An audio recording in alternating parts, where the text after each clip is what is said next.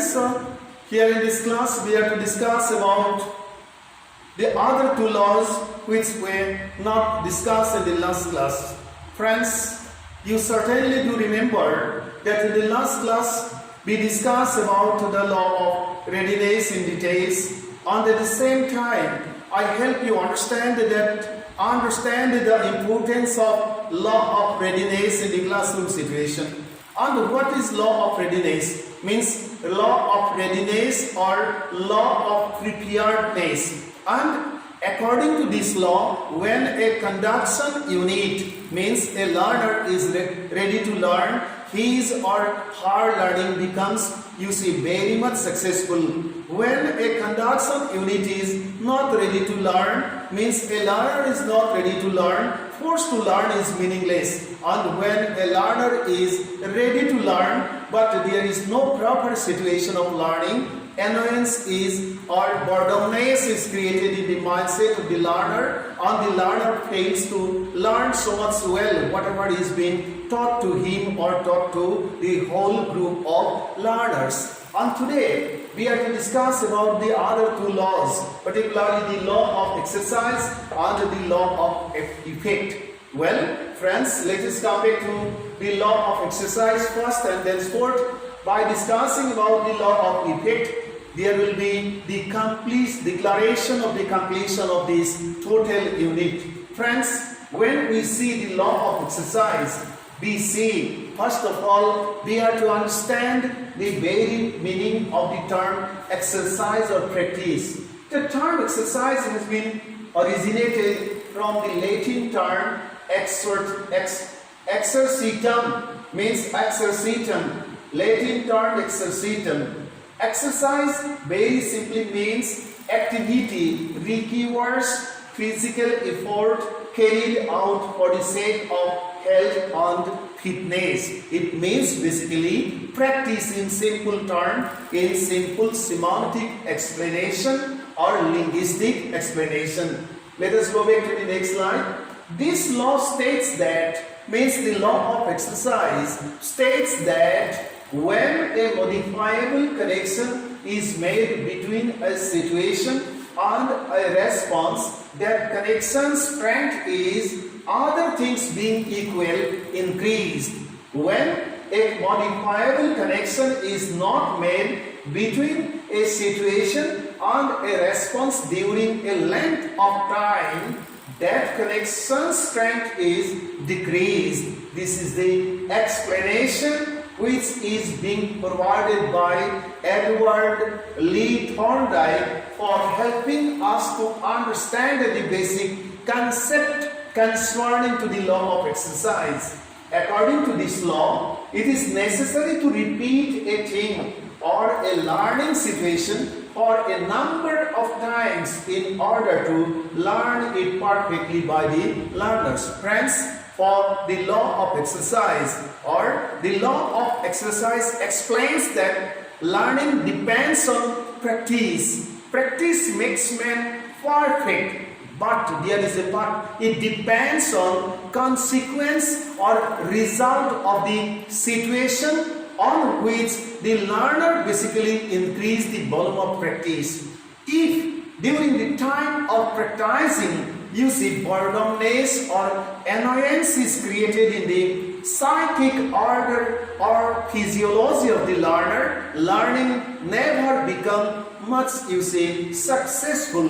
So friends, practice makes man perfect. Repetition is a good device. Practice makes man perfect. Practice makes or helps learner make perfect for his or her or their learning. And practice should be, the situation should be quite satisfactory for the learners, so that the learners become much interested in repeating the same situation. And in the classroom situation too, the teacher is to repeat the most important contents of teaching, so that the students can become much interested in paying their attention towards the important contents of learning, because practice makes man perfect. And for perfection, always there is the demand of repetition of same trial for several times. But in the classroom situation, the exercise or the practice or the practicing, you see, exercises of the teacher should not be boring, because once boredomness is created, then students or the learners become demotivated, and once learners become demotivated, you see, learning becomes unsuccessful. So let us go back to the next slide. Whatever the intensity of stimulus for learning, if the subject is difficult, it is necessary to repeat it again and again till the concept becomes clear. In other words, it may be said that by practice, the relationship of a situation in the form of stimulus can come to an end in the form of correct response. Let us go back to the next slide. This is the diagram. You see, practice. This is the head point, and this is trial and error. Basically, at the initial stage, learners commit, you see, the numbers of error or mistakes which are being committed by the learners are more and more. But when trials increase, then error or errors decrease, and the ultimate result is success. So friends, practice makes man perfect. For, you see, achieving the target of success, we have to try and try again and again. Means we have to try, we have to increase the volume of trials, and when we do so, then automatically our mistakes in a particular area, you see, numbers of mistakes decrease, and we become successful, or we become, you see, certainly to achieve the ultimate target or goal. Let us go back to the next law. Therefore, for proper learning, practice has special importance. Practice makes a man perfect. For perfection of idea or an idea or concept of the learners, repetition or practice has special importance in the classroom situation. The law of exercise has two sub-laws, namely the law of use and the law of disuse. The law of use explains that if learning situation in the form of an event or content is practiced properly without any long break, means repeated properly without any long break, learning experience remains alive in proper manner, and the learner never forgets the learning contents. Let us go back to the next slide. On the other hand, the law of disuse explains that if the learning situation or event or content is not practiced or repeated properly, and there is break in practice, the learning experience does not remain alive in proper manner. In brief, we can explain that practice makes everything perfect and clear, and break in practice makes learning experience weak. This is very important. In the classroom situation, you see applicability in the classroom situation, we have to understand. In the classroom situation, this law, that is the law of exercise, can be applied with the help of repetition or practice of difficult contents for several times without creating annoyance or boredomness for perfect learning in the mindset of the learners. Let us go back to the next slide.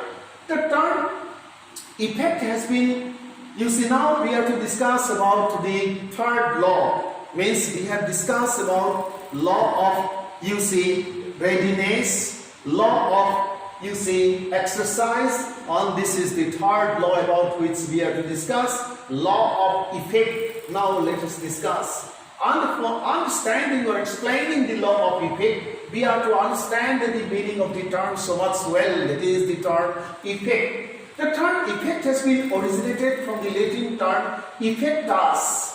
Effect very simply means a sense which is a result of an action or the other cause or causes. In other sense, it means the state of being or becoming operating. The law of effect explains when a modifiable connection between a situation and the response is made and accompanied or followed by a satisfying state of affairs, that connection strength is increased when made unaccompanied or followed by an annoying state of affairs. Its strength is decreased. This is the explanation, or these are the explanations concerning to the law of effect by Edward Lee Thorndike.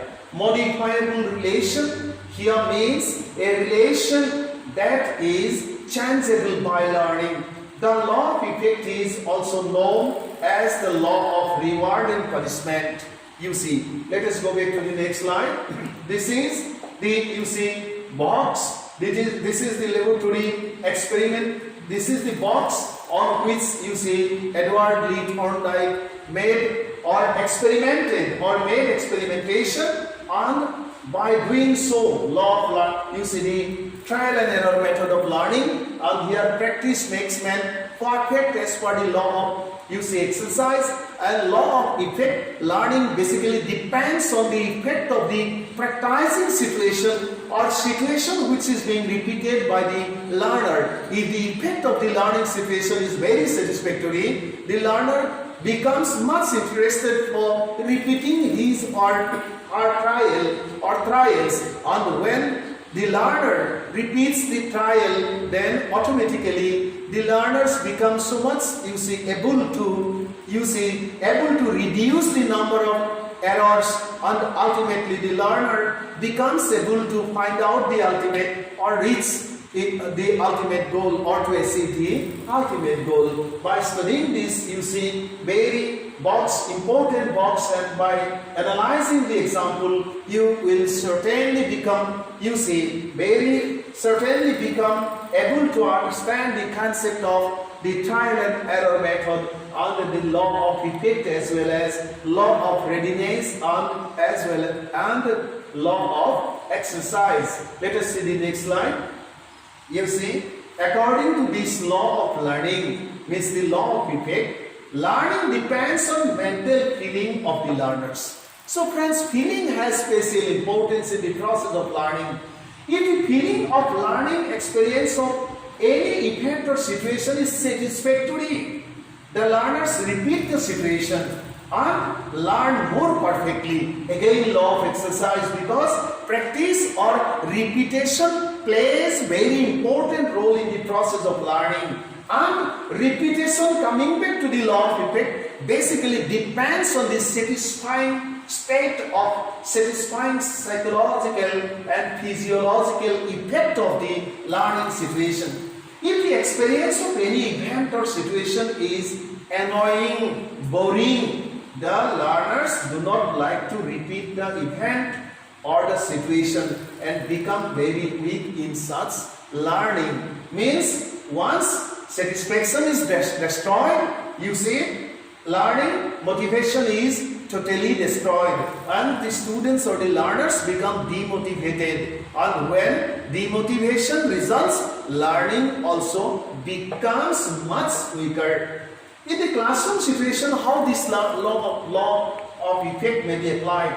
In the classroom situations, teachers may use the reward and punishment procedure to help the learners learn or develop good form of behavior and avoid bad or unexpected form or pattern of behavior. And that's why, suppose you have asked a particular question to a group of students, and you have seen or observed that one or two students become successful in giving the reply, satisfactory reply or correct reply of the question which is being put to the whole group. Then what you do in the classroom situation? Yes, very good, well done dear student, well done, you have done very well, very fine, you study well.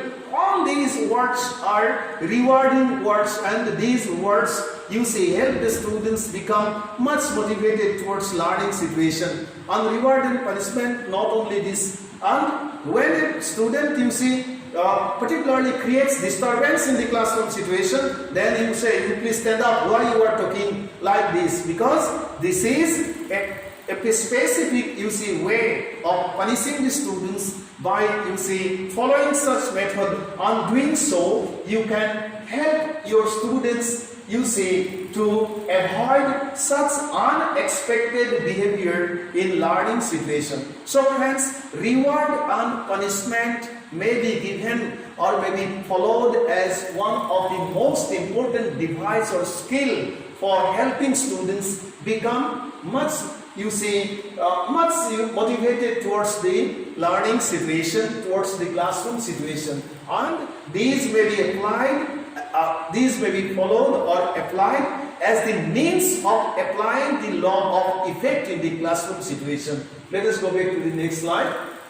Law of effect, you see, all these means above all the three laws about which I discussed in the last class about the law of readiness, and today I have discussed, you see, the law of effect and law of exercise, means about law of exercise and law of effect.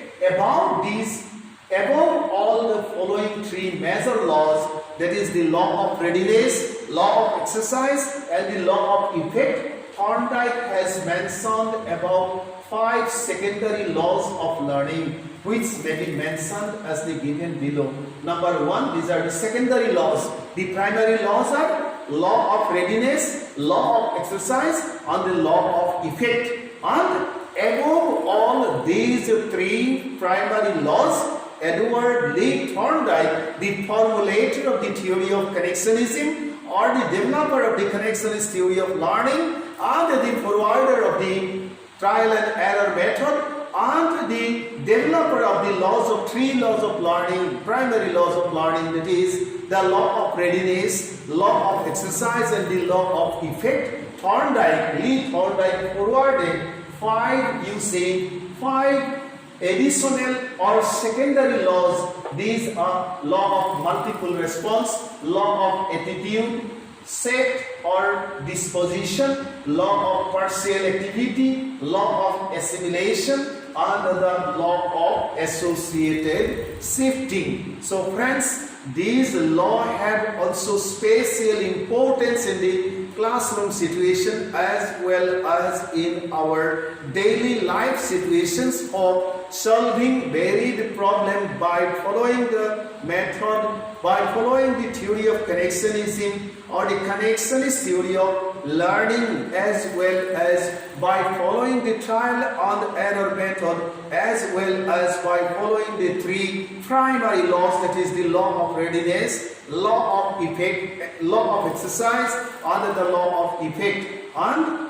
other the secondary laws. These are 5. Law of multiple response, we can follow this, law of attitude, set or disposition, law of partial activity, law of assimilation and the law of associated shifting. If you have understood better way all the contents of the slides of today's class and the classes which I conducted earlier, then certainly your concept concerning to learning will be quite clear, and by doing so you will be able to answer all the questions which are basically asked in different examinations, maybe academic or maybe professional. So friends, I should better declare today as the end of discussion of the whole unit or chapter of learning, which has special importance in the field of psychology. And in later stage, I will discuss all the questions which I am always discussing at the time of taking the classes, depending on the slides which are well prepared, you see, by me for your classes. Thank you so much. You study well, put the question yourself, give the reply by analyzing or by interpreting the meaning of the contents which are being placed in the slides. Thank you so much.